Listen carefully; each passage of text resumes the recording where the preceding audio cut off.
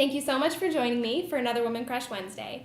Today we are going to talk about a pretty incredible woman, Jeanne Baret, who was the first female to circumnavigate the globe.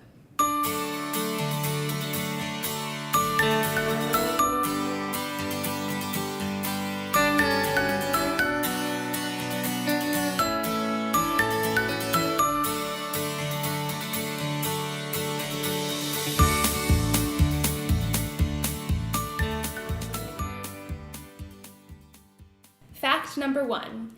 Now, historians don't know that much about her early life, but they do know that she was born in 1740 in the Burgundy region of France.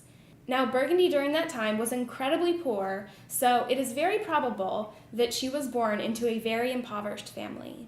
Fact number 2. At the age of 20, she became a housekeeper for the naturalist Philibert Commerson. So what is a naturalist? A naturalist is someone who studies nature. Specifically, Philibert specialized in studying plants, so he was a botanist. Commerson's wife unfortunately died in childbirth, and very soon after, Philibert began to develop a romantic relationship with Jeanne. Fact number 3.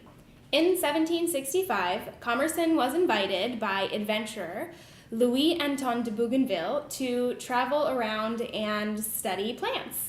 Now, his health was starting to fade, and he was unsure about whether or not he would make it. So he really wanted Jeanne to travel with him.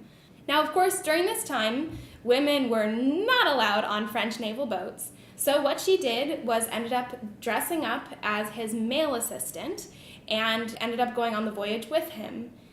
Because they had so much equipment with them, they ended up staying in the captain's quarters, which allowed her to keep up her ruse for a very long time. So there are many different accounts as to how she was eventually discovered as a woman, but the two main accounts are as so.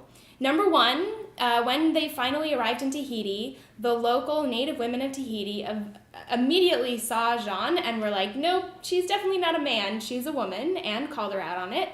And the rumor number 2 is that the servants on the ship definitely had very strong suspicions about her true gender and ended up tackling her at one time in order to prove that she was, in fact, a woman.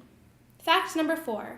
After Bougainville discovered Baret to be a woman, he wanted both Commerson and Baret off of his ship as quick as possible, and so he dropped them off on the island of Mauritius, where Commerson's friend and fellow botanist, Pierre Pauvret, was the governor.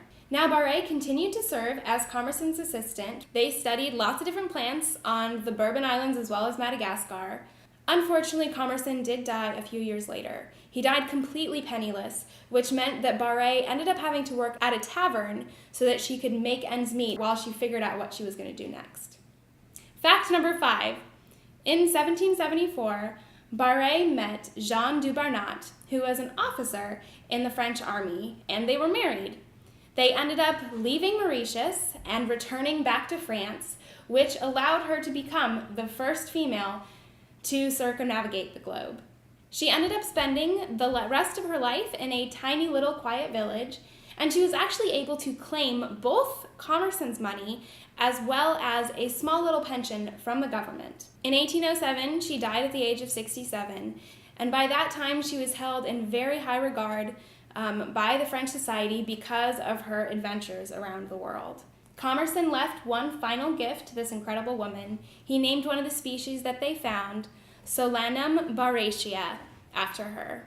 Thank you so much for joining me for another Woman Crush Wednesday, where we learned all about Jeanne Baret, her incredible discoveries in botany, as well as her life of adventure.